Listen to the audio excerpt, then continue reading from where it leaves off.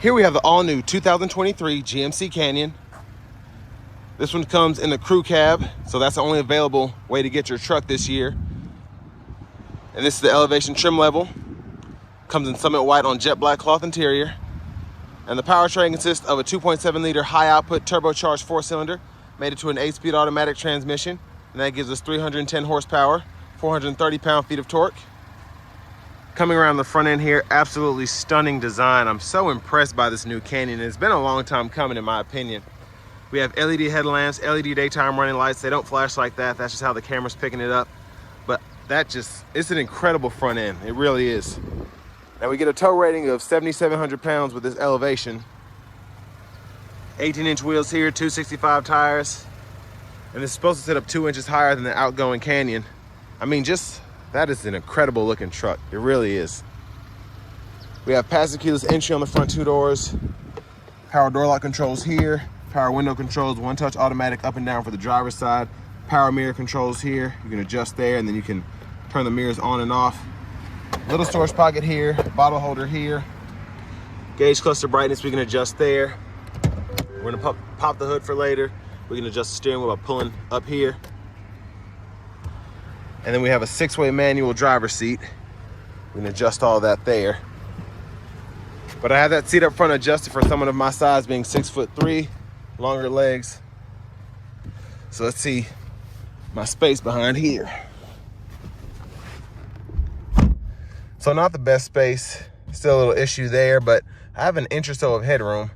And this is really meant to be a truck for 2 adults up front, and then your kids can ride back here. Cup holders are here. You have a little phone holder there, and then rear AC vents and a USB-C charge port there. We do have 1 seat back pocket on the front passenger side. And then no fold down seat. I have a grab handle. I'm not seeing a hanger hook anywhere. But for your child lock, you can just lock that there. And here we have our fuel filler. And I don't think you have to put premium in this one, even though this is the high output turbo. So that's a good thing. And there's the back end there. I also like that look. I feel like that looks more traditional to the Canyon in Colorado as that front end does. That front end just looks futuristic.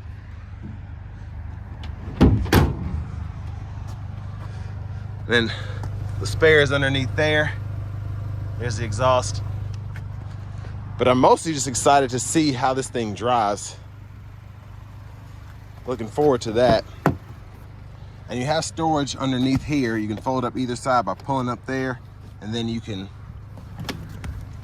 see that space. You can do the same thing on that side. But I want to give a huge shout out to Chevrolet Buick GMC of Murfreesboro for allowing me to review this truck today. I'll leave a link below to this truck as well as their entire inventory in the description below. Glove compartment here, pretty good size. And I'm hoping to get my hands on an AT4X and then possibly a Denali or something later on in the week, because these are just now starting to ship out. But to the window sticker here, y'all can pause anywhere you need to.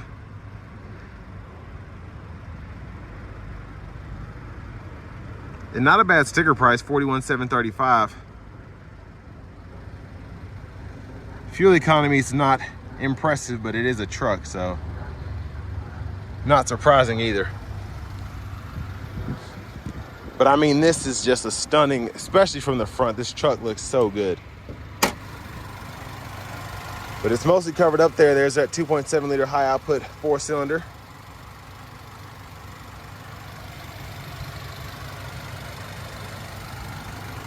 And then use that to prop the hood up. No hydraulic system. Take a quick look underneath there for anyone who's curious. But now let's go ahead and hop in the driver's seat.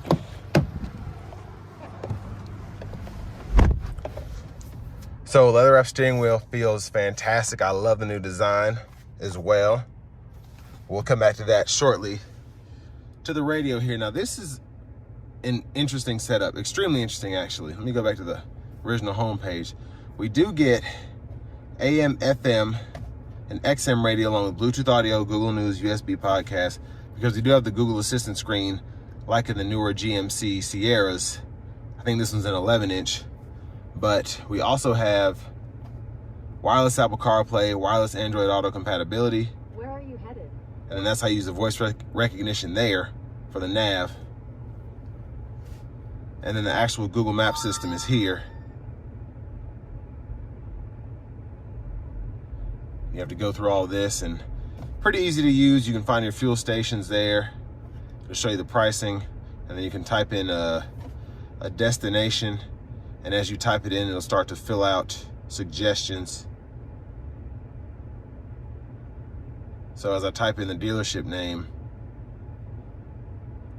it'll start to pull up, and then I can just click that there. So pretty nice. And then I like that I can actually zoom in and out with 2 fingers there.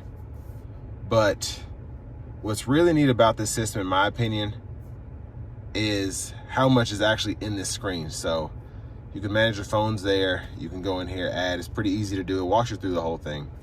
But your headlamp controls are literally in the screen. So I don't know why, but you can look at that as a good thing or a bad thing. Very Tesla-esque in my opinion.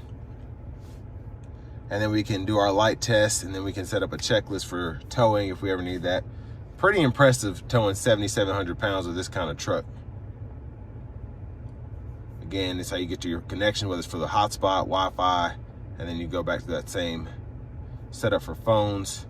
And then your vehicle settings you can get to right here, or you can click this here, and then this is, you can go through there to get to the vehicle settings. But this is something I found interesting. So my rear window lock is there, your auto high beam toggle is there, you can go to doors and windows and you can lock them out. Lights, you can go through that way. That's how you actually turn the cargo light on. You have to go through the screen, which is interesting. It's very interesting. And traction control is also in there.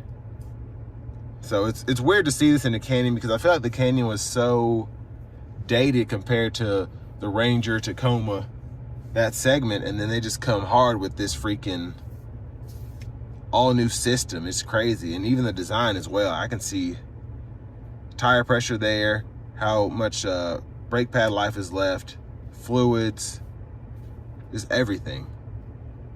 So just super impressed. And I love this as well. I could turn that around, look at the battery voltage. Yeah, it's just, they did a great job with this. They really did. And then you can pull this up here, steering angle, the transfer case, and then you actually have that on the gauge cluster, which I'll get back to momentarily. But a pretty awesome system once you get used to it. The volume knob is here, you can mute there, and then all of your AC controls are here. You can turn the system on and off, AC, fan direction, and then fan speed, temperature.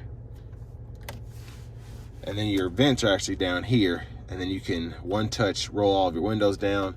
Your auto stop toggles here, hazards are there, lane keep assist with lane departure, and you even have an aux input as well. So if you want to run a light bar or something, you can do that.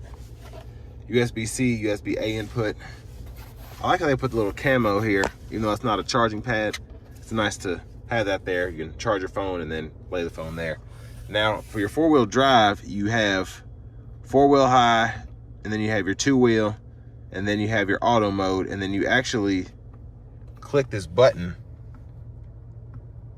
to go to through the modes, if that makes sense.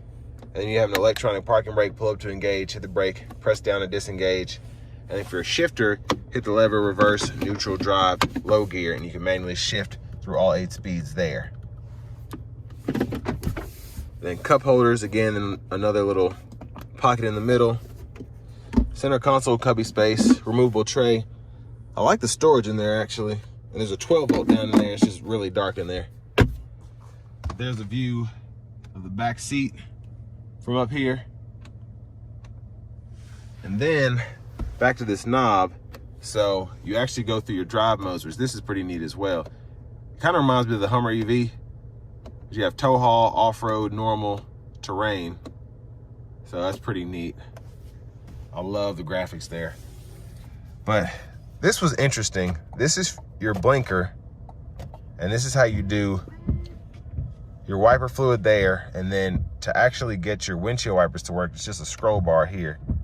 So that's how you set your intermittent. Then you have a low and a high.